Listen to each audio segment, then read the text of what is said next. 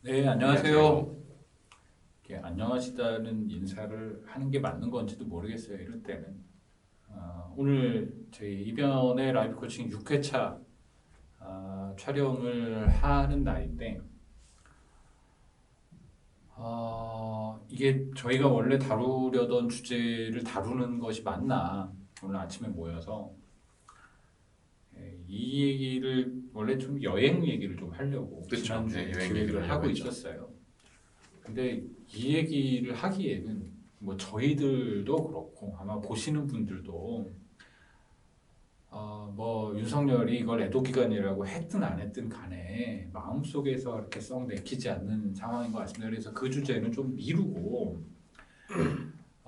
지난 이태원 참사와 관련된 이야기들을 애도의 마음과 함께 좀 나누는 것이 맞겠다는 생각이 좀 들었습니다. 그래서 오늘은 저희도 어떤 얘기가 어떻게 흘러갈지 모르겠습니다. 다만 저희가 얘기하려는 방식은 이것이 정치적으로, 행정적으로, 국가 단위의 정책이 어떻다 얘기가 중심에 있다기보다는 이것을 바라보는 우리들, 이것을 바라보는 사람들의 마음, 이것을 접하는 이를테면 정권의 책임자들의 태도와 같은 것들을 가지고 얘기를 좀 나눠보려고 합니다. 이게 사실 감정인 거잖아요. 이런 재난 사고들이 있을 때 우리가 힘들고 어렵고 그다음에 사회적으로 공분을 하고 슬프게 되는 이 모든 것들은 감정적인 것들이거든요. 그러니까 이 감정들이 어디서 어떻게 흘러와서 내 마음속에서는 어떻게 움직이고 그게 또 어떤 사람들한테는 심하게는 트라우마로 남게 되는 이 과정 전체에 대해서 우리가 여러 각도로 한번 오늘 얘기를 해보려고 합니다. 네, 저는 트래블러스 맵 대표인 변영석이고요. 네, 저는 컬처 베네디터 대표 이상민입니다. 일단 대표님이나 저나 이 사고 참사 소식을 언제 처음 어떻게 좀 접했는지 그리고 그때 좀 어떠셨는지 이 얘기를 먼저 좀 같이 나누는 게 좋을 것 같아요. 네, 대표님은 어떻게 이 참사 소식을 좀 접했어요? 이게 모르겠습니다. 이게 사실 토요일 밤이었나요? 토요일 밤이었는지 일요일 밤인지 잘 기억이 나지 않는데, 그러니까 토요일 밤에 사고가 났고 그쵸? 일요일 그쵸 일요일 아침이겠죠 우리가 접하게 된 거는 네, 그러니까 그래서 사실 저는 좀 늦게 잤어요. 그래서 토요일 날 밤에 밤 12시가 넘어서 뉴스를 보는데, 그때 이미 보셨구나. 네, 뭐 네. 압사 사고가 났다라고 해서 저는 사실 압사 사고, 우리나라에서 압사 사고라는 게 발생할 거라고 생각지도 못했고, 그렇다 하더라도 만약에 그런 일이 발생했다 할지라도 이렇게 많은 인원이 희생당할 줄 몰랐어요. 그래서 뭐야? 사실 첫 인상은 제가 미국에 그렇게 오래 있었지만 할로윈을 우리나라 사람들이 그 젊은 친구들이 대하는 태도가 그렇게 제일 마음에 들지는 않았었기 때문에 야 뭐야 이거 봐 사고 났잖아라는 정도의 마음이었어요. 근데 이제 아침이 돼서 그 희생자의 숫자를 보고선 이건 말이 안 음, 된다라는 생각이 먼저 들었고 두 번째로는 너무 그 적나라하게 모든 방송국에서 현장 사진이나 영상을 공중파를 통해서 내보내는 걸 보고 이건 아닌데? 예, 정말 이건 아닌데? 이거 예전에 사실 9.11 이후에 미국에서도 네. 방송에서 그런 적나라한 영상이나 그 사진을 내보낼 때 그것 때문에 트라우마타이징 돼서 트라우마에 걸린 사람들이 굉장히 네. 많았거든요. 그래서 그런 영상들이나 사진들을 보여주지 않는 게 어, 맞아요. 네, 네. 국룰이었는데 우리나라에서 이런 사건이 발생했는데 그걸 너무 적나라하게 보여주는 걸 보고 이거 좀 잘못됐다라는 생각이 처음에 들었죠. 근데 사실 뭐 방송에서 나가지 않더라도 이미 SNS나 유튜브 상에 엄청나게 이제 이것들이 돌아다니고 있었기 때문에 그 얘기는 조금 이따 네, 또 하고요. 저는 이제 그 전혀 모르고 토요일 밤에는 일요일 아침에 사고가 막 났다는 거예요. 큰 사고가 났다고. 아침에 텔레비전을 딱 틀었는데 그게 딱 그 장면이었던 거예요. 저는 이게 너무 비현실적으로 느껴져서 처음에는 그 길에 사람들이 쭉 누워 있고 여기 한 대여섯 명씩이 다 달라붙어가지고 심폐소생술 CPR을 하고 있는 장면이었던 거예요. 이게 이게 무슨 상황이지? 이게 어떤 상황인 건지 이렇게 현실감 있게 느껴지지 않으면서 근데 차차차차 이제 정보가 들어오기 시작하는데 150명이 헬로윈데이 축제에서 깔려서 압사해서 사망을 했다는 얘기를 보고 나서 아 진짜 이게 쭉 그때부터 연상이 되기 시작하잖아요. 헬로윈데이에 누가 왔겠어? 젊은 친구들이지. 다만 그 실제 나이로도 나왔지만 20대가 제일 많고 30대 조금 있고 10대까지 포함해서 50대 사망자도 계시지만 제가 그 어떤 게 있었냐면 다른 사업을 하면서 그 대학생들을 만났던 여자 대학생들을 만났던 게 있어요. 작년 올해 해가지고 이 친구 중에 이제 20학번이죠. 20년도에 입학한 아이들이 이제 그 중에 있어요. 3년 동안 학교를 못 가고 있는 아이였거든요. 그러니까 뭐 우리 대학 들어가면 뭐 대학의 낭만이 어쩌고가 전혀 없는 들어가서부터 그냥 인터넷 수업을 했고 그러던 친구들이 작년 봄 아니 올해 봄부터 이제 처음 학교를 가기 시작한 거예요. 올해 봄도 아니죠. 봄 지나서쯤이었던 것 같아요. 그래서 보면서 아우 저 친구들 저 어떡하나 진짜 그러니까 대학교 1학년, 2학년이라는 게 다른 의미가 아니라 그 전까지 이 교육이라는 그 미명하에 쭉 억눌려 왔던 어떤 것들이 막 분출되고 그걸 한번 느껴보고 즐겨보는 그 시간을 다 잃어버리고 아 이제 학교에 가네 아우 저 친구들의 인생에서 저건 무슨 경험이 될까 막 이런 생각을 하게 됐던 경험들이 있었는데 여기 나온 친구들이 다 그런 친구들일 거라는 거예요. 그 친구들이 갔다가 그런 사고를 당했다. 아 이게 제가 마음속에서 어떻게 할 방법이 없더라고요. 너무 엽기적이고 너무 슬프고 아프고 뭘 어떻게 해야 될지 모르겠는 그런 감정들이 들더라고요. 네. 그거는 이제 아마 대표님이나 저나 비슷한 생각이었을 것 같은데 한 가지는 이제 이게 있습니다. 나는 왜 이게 아프고 힘들지? 왜 나는 이 상황에서 눈물이 날까? 아마 다들 그러실 것 같아요. 아, 이게 당연한 거 아니야라고 생각하시는 분들도 있지만 진짜 어떤 인간들은 이 상황에서도 그 희생자들을 비난하고 그 희생자들이 뭘 잘못했네 잘했네를 가지고 따지고 시비 걸고 하는 종자들도 있어요. 그렇죠. 그렇게 보면 이것에 공감하고 함께 아파하고 눈물 흘리는 사람들 이 사람들의 마음에는 어떤 것이 있을까? 혹은 어떤 차이들이 있을까? 왜 우리는 힘든데 저것들은 힘들지 않을까 하는 마음이 들거든요. 대표님 좀 어떠셨어요? 글쎄요, 이제 저는 사실 이제 슬픔이라는 감정보다는 좀 분노가 많이 있었고요. 그리고 뭐 우리 그 뭐 찍기 촬영 전에 이야기 나눈 것들을 비추어 이야기를 해보면 모르겠어요. 이렇게 많은 사람들이 희생당했는데 그 옆에서 희희낙낙 춤을 추는 사람들이 있었다. 혹은 지금 그 당시에 그 행사에 참가한 사람들이 본인 잘못이기 때문에 애써 동정할 필요도 없고 슬퍼할 이유도 없다라는 말씀하시는 분들 그리고 이거는 정부에서는 어떻게 할 대처 방안이 없었다라는 이야기를 하시는 분들 뭐 이런 분들을 보면서 글쎄요 이게 과연 왜 이렇게까지 됐을까 이게 어떻게 모르겠습니다. 이제 뭐 이타적이라는 말, 개인주의적이라는 말, 뭐 이기적이라는 말들을 뭐 여러 가지로 활용하고 사용하는 현재 상황에서 과연 어느 누가 이 사람들을 비난할 수 있을까? 왜 그렇게 하고 있을까라는 의문은 많이 들었어요. 근데 이제 사실 정답은 모르겠고요. 이제 개개인의 그 의사 결정의 과정 자체가 어떻게 이루어지는지 모르기 때문에 그 사람의 배경도 모르고 환경도 모르기 때문에 뭐라고 말씀드릴 수는 없지만 일단 이런 느낌은 들었죠. 잘못됐다. 잘못됐고 한 번쯤 언급을 하거나 짚고 넘어가면 좋겠다라는 생각이 저는 들었던 것 같아요. 근데 사실은 이제 그때 옆에서 춤을 췄다라고 보도되는 그 내용들은 저는 일종의 좀 프레임이라고 봐요.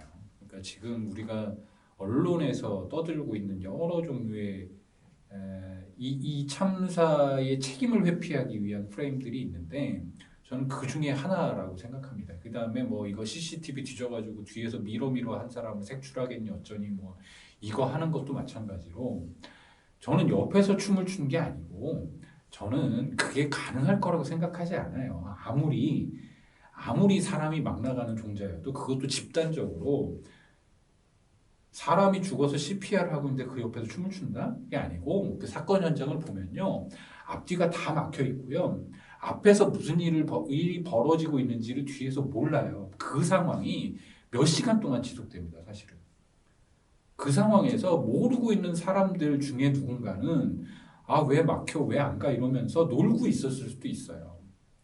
그걸 가지고 이제 저는 그렇게 얘기한 거다. 그건 나쁜 프레임이다라고 저는 생각해요. 사실이 아닐 거라고 믿고 네. 서로 사실이더라도 그건 미친놈이지. 그게 우리 국민들의 정서거나 일반적인 태도라고 생각하지는 않아요. 미친놈이 한둘이 있겠죠. 그럴 수 있죠. 하지만 저는 그게 이 사건의 본질을 덮는 얘기해서는 안 된다고 생각을 하고 저는 이제 사실 이제 대비해서 두 가지를 놓고 이제 얘기를 할 수밖에 없는 것 같아요. 저도 이렇게 슬픈데요. 그리고 화도 나고요. 분노가 생기고 안타깝고 이런 마음들이 생기는데 아마 대표님도 그렇고 저도 그렇고 가장 화가 나는 건 이것에 일말의 책임이 있다고 우리가 생각하는 자들 중에 단 한 놈도 사과를 하지 않는다는 거예요. 아니, 그러니까 저도 사과를 하고 싶단 말이에요. 왜냐하면 이 세대들한테 이 사회가 해준 게 뭐가 있는데 그들을 이렇게 몰아놓고서 그냥 사고가 아니었어도 그냥 죽어간 누군가를 보더라도 정말 미안하고 사과하고 싶고 내가 그 세대의 일원으로서 그런 마음이 들 수밖에 없어요. 그게 그냥 사람의 마음이죠. 우리가 먼 나라에 누가 죽었다가 아니라 한국 사회에서 누군가가 죽었다 그랬을 때는 그 맥락적 사고를 하잖아요. 아, 그러면 거기 어떤 부모가 있을 거고 그 아이는 어떤 상황에 있다가 아, 지금 죽음을 맞이했는데 주변 사람들 마음은 어떻고 그 아이 혹은 그 주변에 있는 혹은 뭐 사랑하는 사람들이든 이 사람들 마음이 어떻겠구나가 보이니까 거기에 공감하면서 슬프기도 한 거고 그래서 그냥 그것 때문에 눈물이 나는 거잖아요. 우리가 슬픈 영화를 보면 눈물 흘리듯이 굉장히 자연스러운 감정이라고 봅니다. 그런데 경찰청장, 행안부 장관, 대통령, 무슨 서울시장까지를 포함해서 단 한 인간도 사과를 안 하는 모습을 보면서요.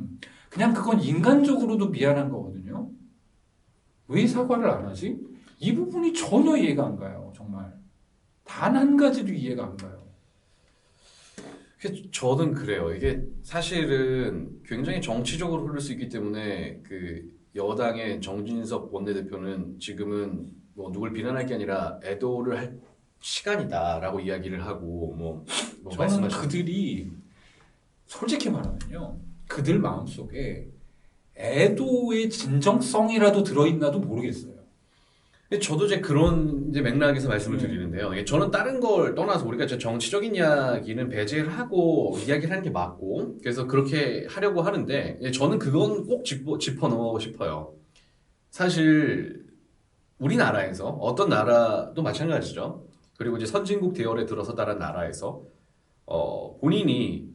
본인의 의지를 가지고 공공장소에서 본인이 그런 느낄 수 있는 기분을 만끽하기 위해서 집단이 모여 있는데 거기에서 사건이 발생을 하면 사실은 그건 국가 책임이 맞아요. 이 참사를 대하는 태도가 설령 본인이 어떤 정치적 색깔을 갖고 있거나 아니면 다른 생각을 갖고 있다 할지라도 이 참사에 대한 책임이 있는 정부 관계자들은 거기에 대한 책임을 분명하게 국민에게 표하고 이런 사건이 발생한 거에 대해 뭐 유감이다가 아니라 정말 참담하고 죄송스럽게 생각한다. 그러니까 물론 맞죠. 이런 참사가 다시 일어나지 않게 뭐 체제를 바꾸고 뭐 어떤 뭐 법규를 제정하든지 이렇게 하는 건 후속 일이고 제일 먼저 해야 될 일은 모든 관련자들이 나서서 매스컴이나 아니면 국민들에게 의사를 전달할 때는 이런 참사에 대한 사과의 말씀을 분명하게 드리는 게 당연하죠. 정치적 색깔을 떠나서 네. 당연하다고 아니 생각합니다. 그냥 그게 그냥 저는 사람 된 도리라고 봐요. 네, 저도 그렇게 생각해요.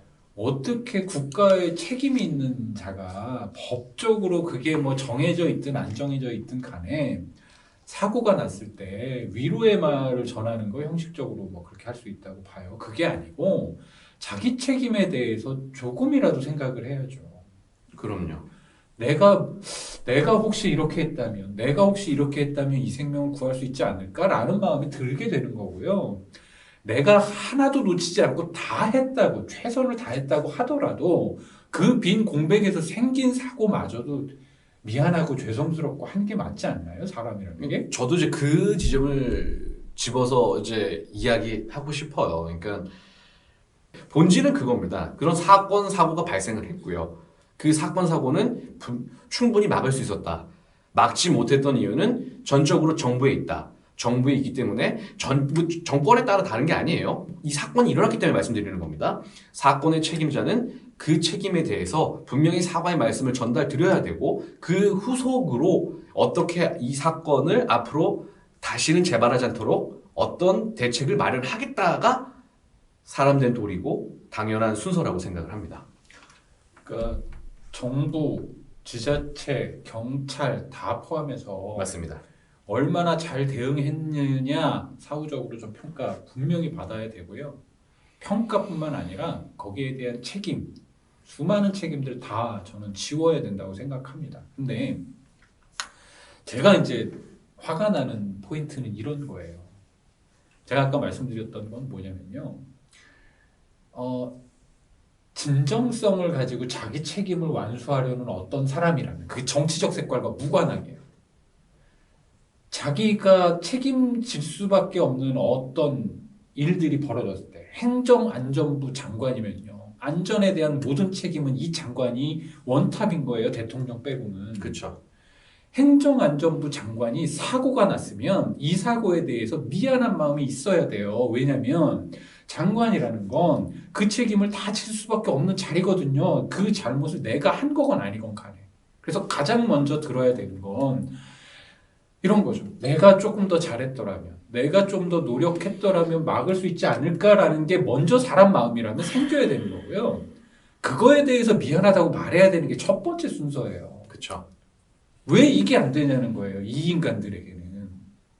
저는 정말 이게 정치적으로 진보냐 보수냐를 떠나서 이번에 제가 좀 느낀 건요.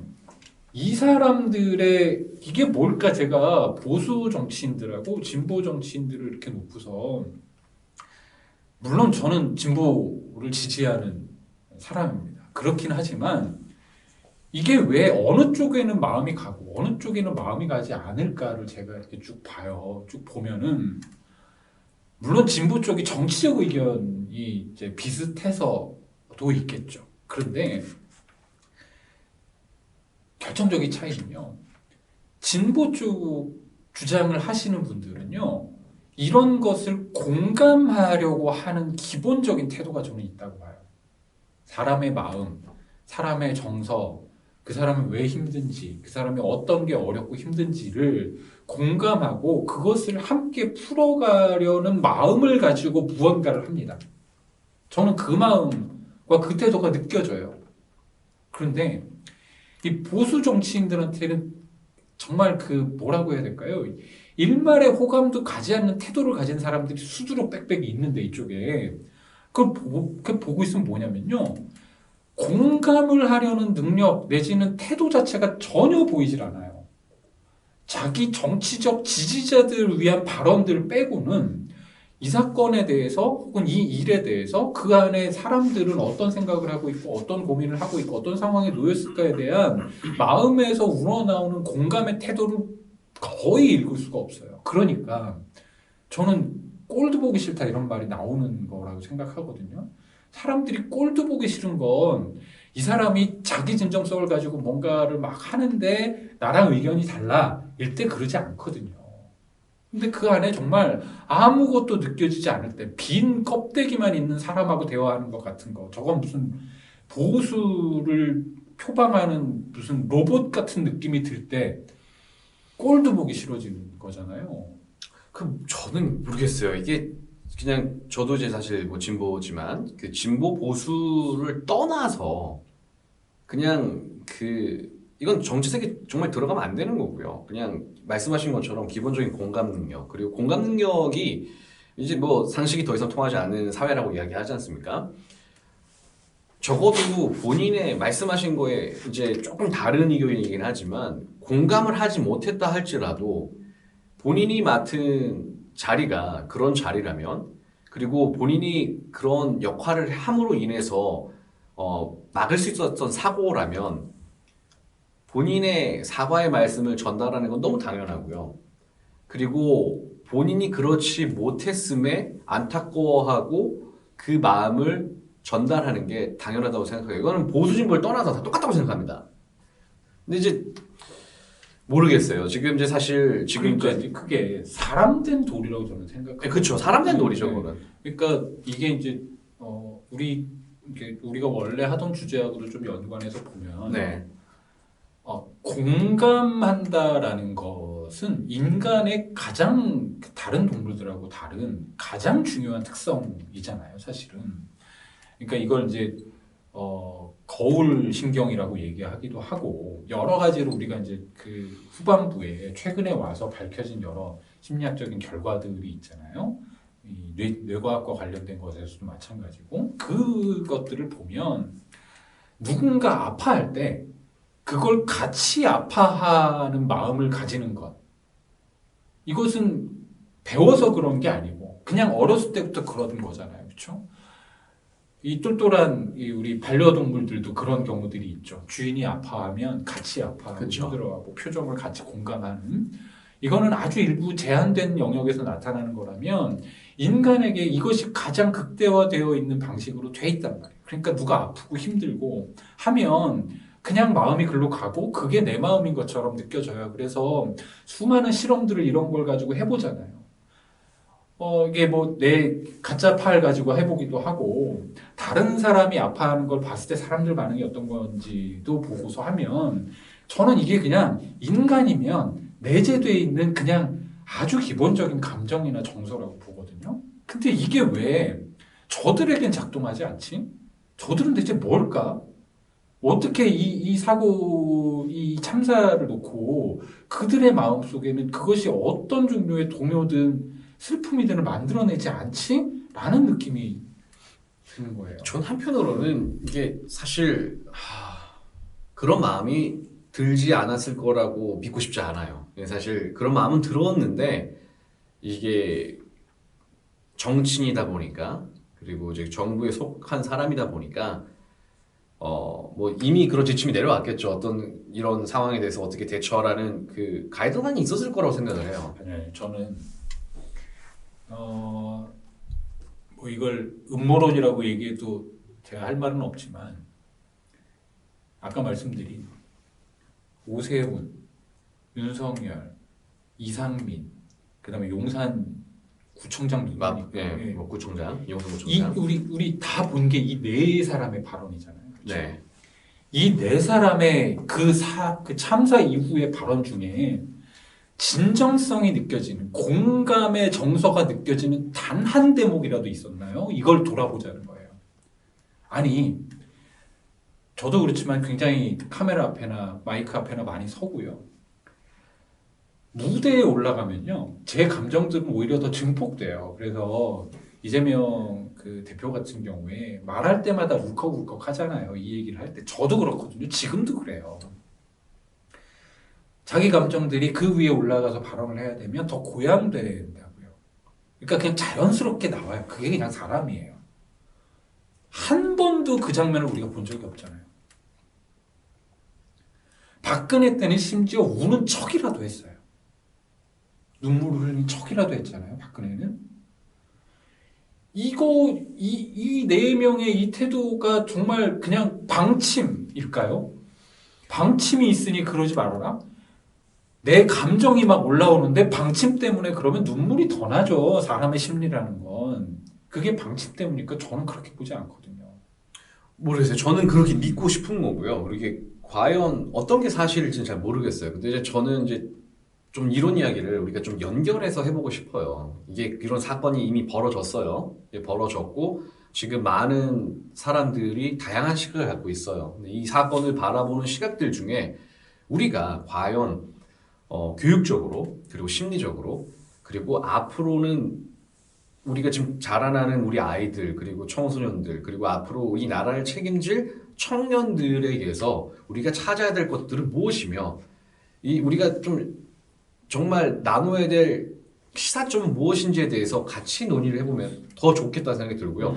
이 정치인들은 모르겠습니다. 솔직히 이제 대표님께서 굉장히 이제 많이 울적하시고 많이 올라오셨어요. 근데 저도 너무 동감을 하면서도 한편으로 믿고 싶지 않아요. 만약에 진정성이 없다, 뭐 저도 그렇게 느꼈죠. 외면적으로는. 근데 정말 바람이 있다면 그거는 그냥 내가 그렇게 느끼는 거다라고 치부해 버리고 싶은 게 제 솔직한 심정입니다. 그렇죠. 이게 사람이 그렇다고 생각을 하면 정말 너무 힘들 것 같아요. 할 수 있는 능력 자체가 없다고 생각해버리면 그거 어떻게 해요? 그걸 진짜. 그리고 그게 한두 명이 아니고 떼거지로 그렇게 있다고 생각하면 이 사회를 어떻게 살아갑니까 우리가. 그건 그러니까, 그렇게 믿고 싶지가 않아요. 그러니까 그렇게 믿고 싶지는 않죠. 하지만 좀 이따 이제 말씀하신 주제로 넘어가서 좀 얘기를 좀 해보고 저는 이 얘기는 해야 될 것 같아요. 우리가 윤석열 대통령이 어딘가 참사 현장, 사고 현장 가서 발언한 것들이 이렇게 쭉 나오잖아요. 어제였나요? 일요일이었나요? 그 참사 현장에 갔죠, 윤석열 대통령이. 그 녹음된 그 아주 일부분에 이런 장면이 나오잖아요. 저기가 사람들 죽은 거긴가? 저기서 사람들이 죽었다고 정확한 워딩은 기억나지 않아요. 우리가 그냥 그 장면에 그냥 쭉 올라간 게 뭐냐면 예전에 그 수해가 났을 때 반지하 방에서 돌아가신 분들이 있었을 때 그 앞에 가가지고 그 무슨 그 동네 슈퍼 아저씨나 할 만한 이게 우리 동네도 물이 차가지고 뭐 어쩌더라고 그 장소에 가가지고 아니 어쩌다 여기서 사람이 죽게 된 거예요? 이게 무슨 그 이런 표현들 요즘 하는데 다크 투어리즘에 놀러 간 관광객 같은 태도, 관람객 같은 태도로 그걸 표현하는 그 장면들을 이렇게 쭉 보면 이 일관되거든요. 이게 어떻게 가능할지 저는 거기서 그 안 믿고 싶지만요. 공감 능력 제로 상태의 인간을 봅니다. 그리고 이런 사람들을 우리가 다른 말로 소시오패스라고 얘기를 하죠. 저는 정말 그렇게 믿고 싶지 않지만 그렇지 않고서는 저런 말과 태도가 나오지 않을 거라고 저는 생각합니다. 정말 공감할 수 없는 사람들. 근데 그 사람이 그냥 대통령 혼자가 아니고 아까 말씀드린 그 책임자들 전원이 그런 태도를 가지고 있는 이 정부가 과연 앞으로도 이 문제들을 해결하고 이 문제들을 함께 풀어갈 파트너가 될 수 있을까에 대해서 심각한 의문을 가지지 않을 수가 없는 것 같습니다. 그 얘기는 꼭 좀 드리고 싶었습니다. 조선시대의 임금도요. 물난리가 나거나 흉작이 들면 이렇게 표현했잖아요. 다 내 부덕의 소치다라고. 백성들의 마음을 다스리는 것도 왕의 역할이라고 유교 전통조차도 그 보수적인 이념이라고 얘기하는 가장 근간을 이루는 이념이 연민입니다. 공감인 거고요. 대체 우리나라의 이 보수들은 대체 뭘까? 어떻게 이런 괴물들이 정치를 하고 있고 국가를 다스리고 있나? 정말 끔찍하게 느껴지는 순간이 아닐 수가 없습니다. 자, 이제 참사에 대한 이야기를 이제 시작으로 이제 사실 참사 자체에 대한 얘기는 저희가 다룰 주제의 범위를 조금 넘어가기 때문에 참사를 대하는 태도, 그렇죠. 그것에서 생기는 어떤 감정, 그것을 처리하고 있는 우리의 방식, 이걸 중심으로 저희는 이제 볼 수밖에 없고, 앞 시간에 이 얘기를 왜 저들은 공감하는 것 같지 않지? 네. 책임지는 자들이 공감한다면 일말의 사과부터라도 하고 시작해야 되는데 그 어떤 발언에서도 그것이 보여지지 않는데 그게 더 우리의 그 화 내지는 감정을 자극하고 있다라는 얘기를 좀 했어요. 네. 그래서 왜 보수 정치인들이 유독 그런가?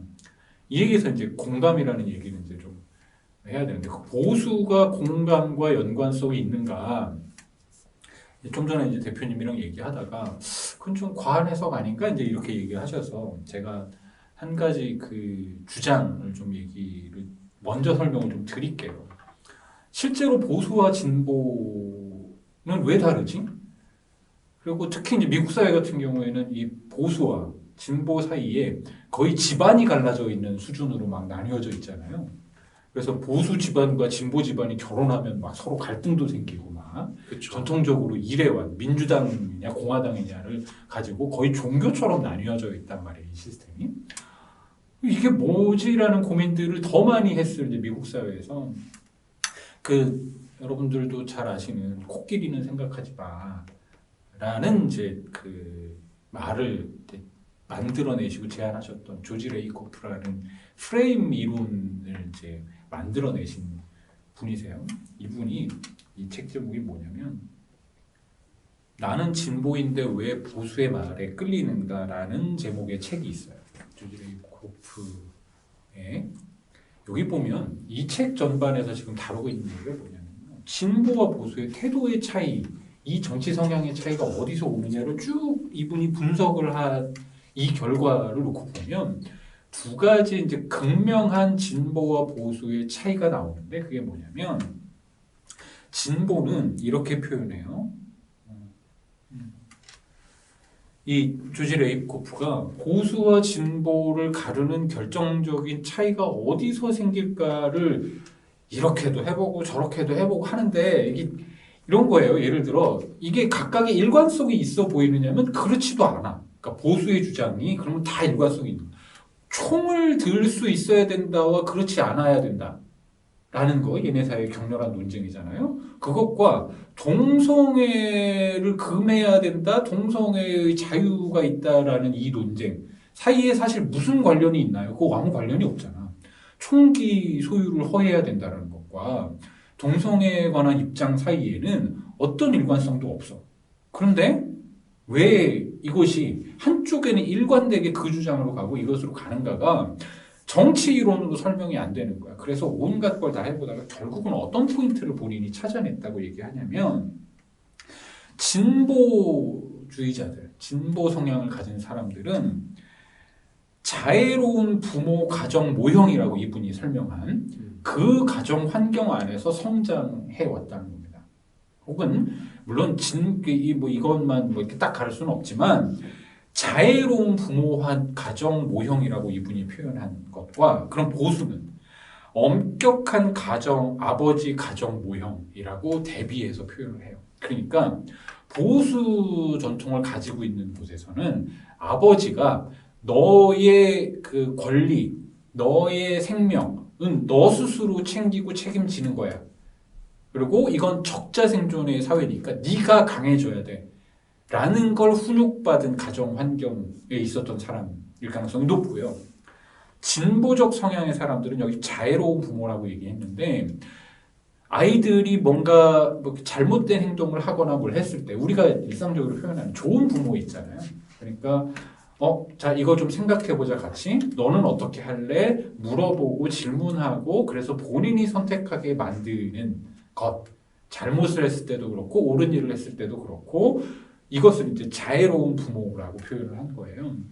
이 두 가정 환경의 차이에서 비롯되는 것이 아닌가라고 봅니다. 그리고 이 자애로운 부모 가정이라는 것이 결정적으로 어떤 차이들을 내보내냐면 사회적 지배의 모델을 추구할 거냐 아니면 사회적 감정 이입을 중시할 거냐의 방향으로 나뉘게 되고 그것이 정치적으로 보수와 진보로 나뉘는 것이 아니겠느냐라는 물론 이건 이분의 주장이긴 합니다만 저는 이런 점에서 공감 능력을 최대로 키운 아이들과 공감 능력이 부족한 채로 성장한 아이들 사이의 정치 성향의 차이가 진보와 보수의 어떤 우리가 지금 느끼는 태도의 차이를 그걸 다 설명할 수는 없더라도 굉장히 중요한 부분을 설명하고 있지 않나라고 생각을 하거든요. 그런 점에서 이제 공감 능력이라는 것을 지금 이제 다시 다뤄보려고 하는 겁니다. 대표님은 좀 어떻게 보세요? 공감 능력이 있느냐 없느냐 가 어떤 차이들을 사람들에게 장기적으로 나타내게 되느냐에 대해서. 저는 한편으로는 이제 대표님의 말씀에 동감하면서도 한편으로는 공감 능력은 누구나에게 있어야 하고요. 이 공감 능력이라는 게 특히 지금 사회가 급변하면서 우리나라 안에서도 상식이라는 게 더 이상 상식으로 통하지 않고 남의 어떤 상황을 바라보는 시각마저도 변하고 있고 다양하게 그것들을 받아들이는 감정도 뭐 정말 다양하게 변화하고 있거든요. 근데 이런 상황에서 공감 능력이라는 건 저는 개인적으로 바람이기도 하면서 제가 이제 지금까지 이제 가지고 있던 지식을 배경으로 해서 말씀을 드리고 싶은 포인트를 찾자면 진보 보수를 떠나서 공감 능력을 가져야 한다. 이게 그냥 단순히 공감 능력이 있고 없고가 뭐 사회를 살아가는데 그렇죠. 다른 점은 아니다. 표현을 이제 이렇게 하면 그렇죠. 공감 능력이 우리 말했잖아. 이 생물종 전체를 통틀어서 그렇죠. 공감 능력이 가장 있을 수밖에 없게 태어났어요. 그래서 공감 능력이 없다 이런 사람은 없죠. 다만 이게 이렇게 되는 것 같아요. 어릴 때부터 공감하는 것을 권장받고 그것을 격려받고 그렇게 해서 막 눈물을 흘리고 울고 막 이럴 때 그것에 대해서 그래 힘들지 그래 그게 맞아 넌 그럴 수밖에 없어 라는 이야기를 받으며 큰 아이와 그걸 네가 그렇게 네 문제도 아니고 다른 사람의 문제인데 거기에 대해서 네가 그렇게 신경 쓰거나 할 필요 없어 라는 태도죠. 말하자면은 그렇게 해서 공감 능력을 억눌림을 당해왔던 아이들. 그러니까 공감 능력이 제로다. 이건 없겠죠. 다만 그것을 격려받고 권장받았던 아이와 그것을 끊임없이 억눌러야 했던 아이 사이에 이들이 성인이 됐을 때의 그 태도의 차이가 우리가 지금 얘기하는 게 아닐까 하는 거죠. 제 말은.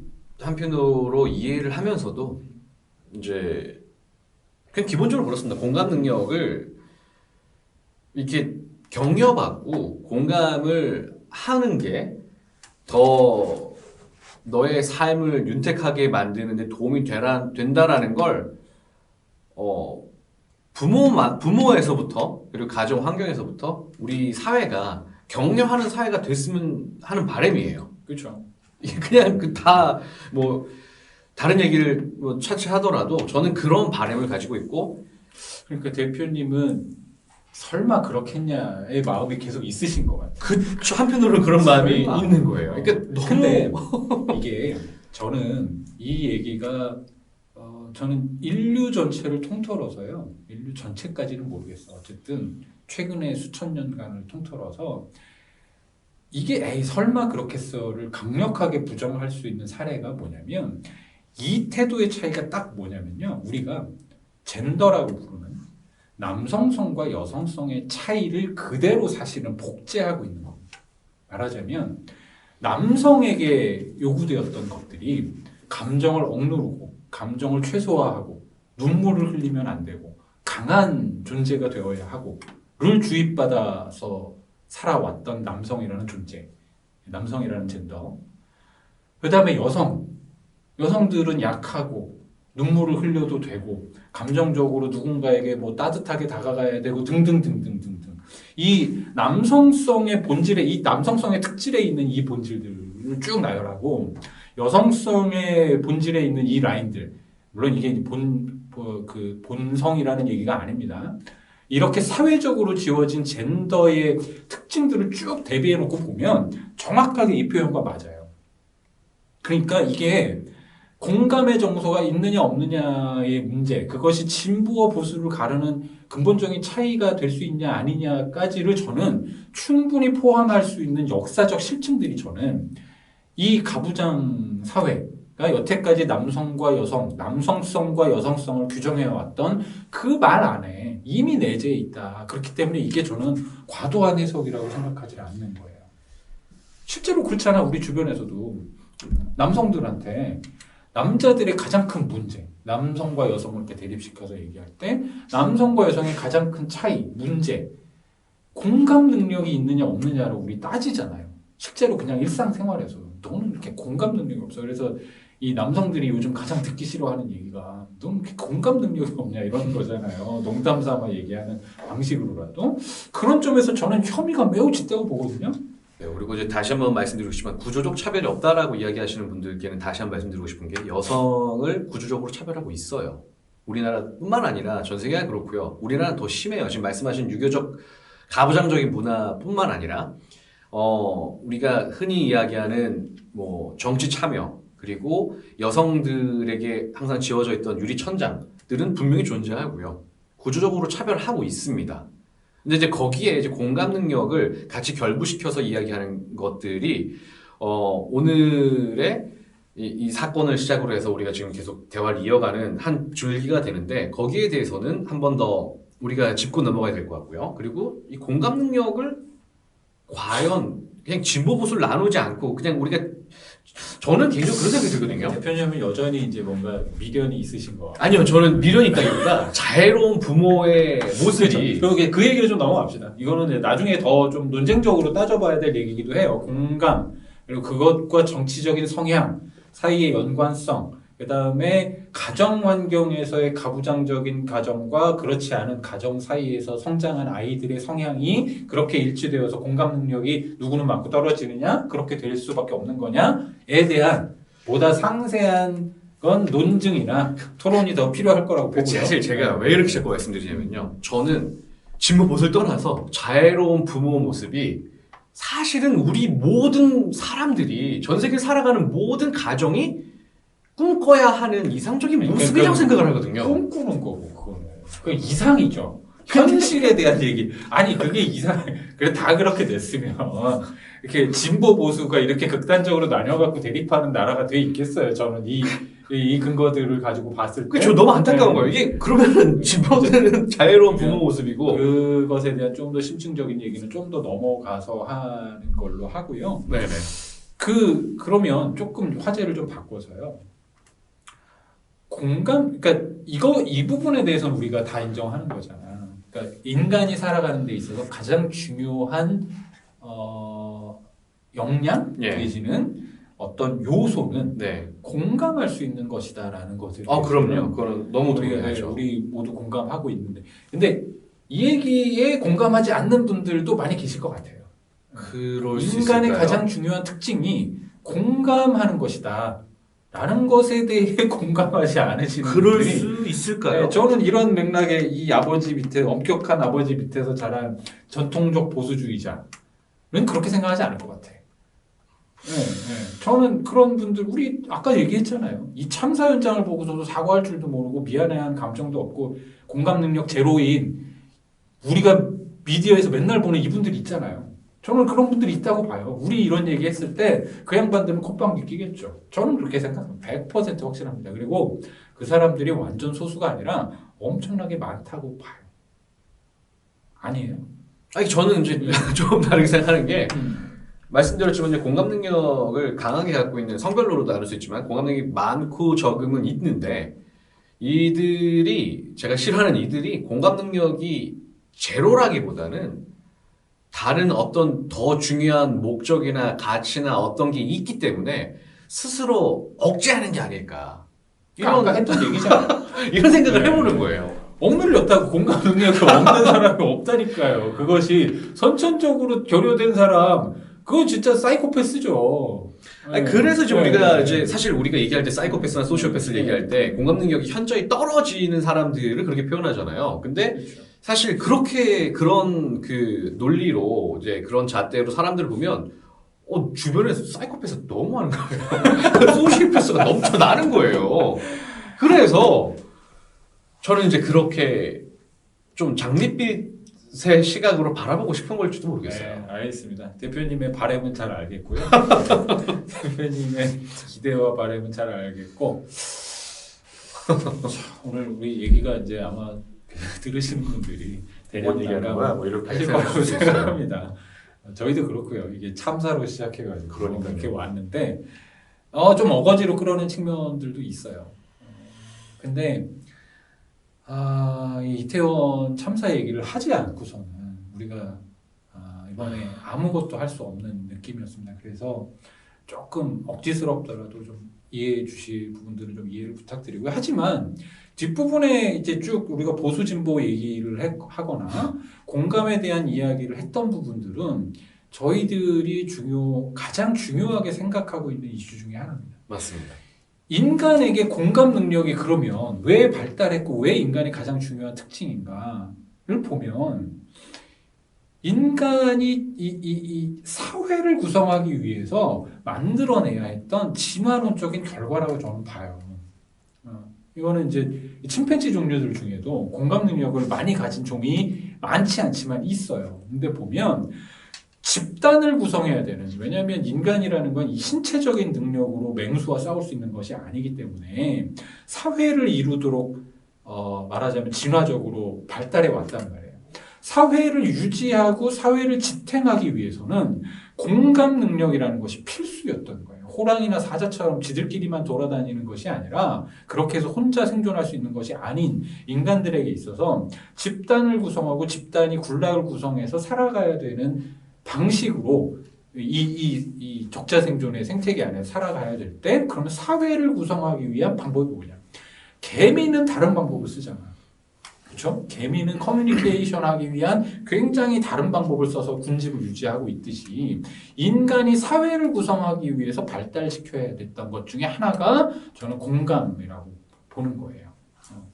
그렇기 때문에 공감 능력이 발달할 수밖에 없었고 그건 마찬가지로 지금도 이 사회에도 굉장히 중요한 능력이다라고 생각을 합니다. 저는 이제 뭐 이태원 참사부터 시작해서 이제 공감 능력까지 오게 됐는데 뭐 진보 얘기도 하고 보수 얘기도 많이 했는데 공감 능력에 대해서는 정말 말씀드리고 싶은 게 잘못 착각하시는 것 같아요. 공감 능력이 크게 있는 아이 혹은 이타적인 아이 뭐 이런 아이들을 바라볼 때 야 지금 경쟁 사회에서 네가 그렇게 살아가면 안 돼라는 게 마치 자기 것만 챙기고 자기만 열심히 하면 더 높은 곳에 올라갈 수 있고 뭐 사회적인 성취하고 금전적인 성취를 이룰 수 있다고 생각하는 건 잘못됐다라고 정말 말씀드리고 싶어요. 이제 더 이상 불가능하다라는 것도 말씀드리고 싶어요. 개천에서 용이 안 된다는 이유도 똑같은 맥락이고요. 요즘에 특히 이제 4차 산업 시대에서 우리가 꼭 추구해야 될 가치, 성공을 위해서 해야 될 것들을 우리가 많이 나열한다라고 하면 공감 능력이 제일 위에 있지 않을까 이런 생각을 하거든요. 실제로도요. 우리 이거 뻔히 알고 있는 실증 사례가 또 있어요. 역시 젠더 문제인데요. 왜 여자아이들이 공부를 더 잘할까요? 다들 절감하고 계시잖아요. 여자아이들이 공부를 탑을 이미 바꿔치기 한 지가 한 10몇 년 돼가는 것 같아요. 그 전에 다 남자애들이 수석하고 뭐하고 했잖아요. 지금 어디 그런 데가 어디 있어요. 그렇죠. 모든 시험을 여자들이 수석하고 막 이러고 있어. 거의 대부분의 시험이란 시험들은 다. 이 차이가 뭘까요 대체? 왜 여성들이 수석을 차지하고 남성들은 그렇지 못할까? 저는 물론 이건 가설이고 가설만이 아니라 여러 연구자들 중에 이런 연구를 시도한 분들도 있지만 저는 여성성이라고 얘기하는 것에 담겨져 있는 혹은 여성적 특징이라고 얘기하는 것 중에 강하게 있는 곳이 공감이잖아요. 맞아요. 이 공감의 능력이 결과적으로는 사회적 성취를 이뤄내는 데에도 큰 자극이 되고 있고 그 자극 때문에 저는 여자아이들이 공부를 더 잘한다고 생각해요. 가설이긴 하지만 뭐 저도 완전히 믿고요. 그렇게 믿고 있고 이제 사회가 발전할수록 또 복잡해지고 더 아주 거미줄처럼 이게 그 여러 것들이 그리고 여러 다른 분야들이 하나로 연결돼 있고 복잡하게 얽히설키 엉켜 있지 않습니까? 예전엔 그렇지 않았잖아요. 예전엔 그렇기 때문에 아주 뭐 남자들이 우리 또 뭐 사회적인 구조적인 문제도 있었겠지만 1등을 많이 할 수 있었지만 점점점 저는 생각하는 게 점점점 사회가 복잡해질수록 더 두각을 나타내는 건 여성들이 더 많을 거예요. 그럴 수밖에 없다고 생각하고요. 그거의 가장 근간에 있는 건 말씀하신 것처럼 공감 능력, 공감각 능력이라고 표현할 수도 있겠죠? 라고 생각을 합니다. 비유적으로 하나만 좀 생각해 보시면 남자아이들은 고독한 공간 안에서 혼자 스스로와 싸우고 있는 거예요. 이게 상상을 좀 해보세요. 아까 이런 공감 능력 등등등등까지를 다 연상해서 보면 남자아이들은 정말 고독한 공간에서 혼자 이 악전고투를 하고 있는 거예요. 그런데 여자아이들은요, 수많은 주변 사람들의 격려와 서로가 해주는 칭찬과 이런 다독임과 따뜻한 공간 안에서 생활하고 있는 거예요. 누가 더 공부를 잘하겠어요? 어떻게 공부를 할 마음이 더 생길까요? 이 남자아이에게일까? 수많은 사람들에게 그런 것들을 칭찬도 받고 자기가 칭찬도 하고 격려도 하고 공감하는 이 공간에 있는 이 여자아이일까? 를 생각해보면 이거는 물리적인 것이 아니라 심리적인 측면에서 얘기를 한 겁니다. 누가 더 공부를 잘하겠느냐 혹은 공부를 잘하고 싶은 욕구를 누가 더 가지겠느냐 뻔한 거 아닌가? 이렇게 생각합니다. 그러니까 다른 측면에서 뭐 공감 능력이 뭐 굳이 우리에게 중요해라고 생각하시는 분이 혹시 있더라도 그것 자체가 이미 이 사회에서 사람들이 자기 성취를 하고 자기 성과를 내기 위한 중요한 특징 내지는 요소로서 이미 기능하고 있고 앞으로 더 그렇게 될 거다. 이런 부분 생각하면 그냥 실리적인 측면에서라도 필요하죠. 해야 되는 거다. 네. 설득이 안 되시면 그렇게라도 생각해야 되는 거 아닌가? 저희는 그렇게 좀 주장하고 싶습니다. 복합적 사고라는 게 곧 사실은 공감 능력인 거죠. 저는 그렇게 믿고 있습니다. 네, 마지막으로 다시 한번 오늘 이 중구난방의 이야기는 무엇이냐라고 느끼셨을 분들께 사과의 말씀 좀 드리지만 아마 공감해 주실 거라고 생각합니다. 같이 이 시대의 아픔을 함께 지금 느끼고 계시는 여러분들 공감해 주실 거라고 생각하고 우리 다음 주에는 조금 다른 주제로 찾아뵙도록 하겠습니다. 다음 주에 그냥 MBTI 얘기를 좀 해볼까요? MBTI 좋습니다. MBTI 좀 재밌을 것 같아요. 예, 재미있는 MBTI 이렇게 성격 검사 어떻게 하느냐 뭐 INTJ 뭐 이게 뭐냐 이 얘기를 드리려고 하는 게 아니고요. 그 이면에 있는 이야기. 왜 우리는 거기에 이렇게 열광하고 있으며 그건 대체 무슨 문제를 가지고 있는 거니? 이런 얘기들을 우리가 좀 다뤄보도록 하겠습니다. 네, 오늘 감사합니다. 마치도록 감사합니다. 하겠습니다.